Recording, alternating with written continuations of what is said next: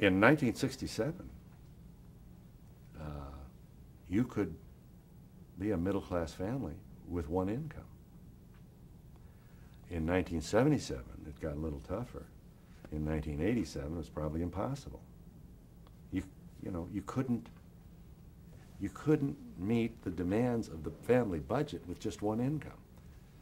And that's when increasing numbers of women went out of the house to work. And the phrases latchkey kids came into vogue, and a lot of guilt, a lot of discussions. What is this doing to our children?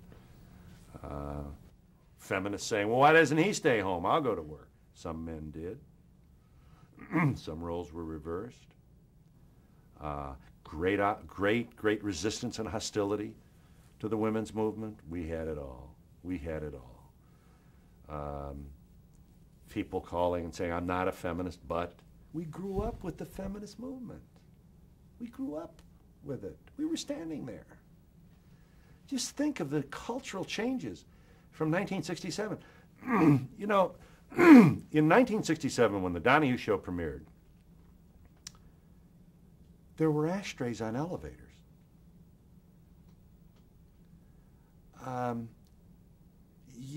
You can't overstate the changes. Most women stayed home to raise the children. I would drive to the drugstore with my 3-year-old standing in the right front seat. I never thought about it. Today, I see my grandchildren in the back seat, strapped in like they're going to Mars. Everything but a helmet. And I say to myself, how stupid were we? I see kids learning to ski. They wear a helmet. Common sense. Bicyclists didn't wear a helmet in 1967.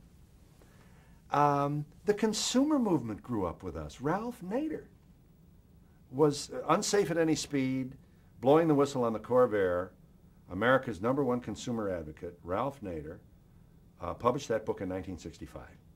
And he was on Conversation Piece. So when I went to television, I brought Nader with me.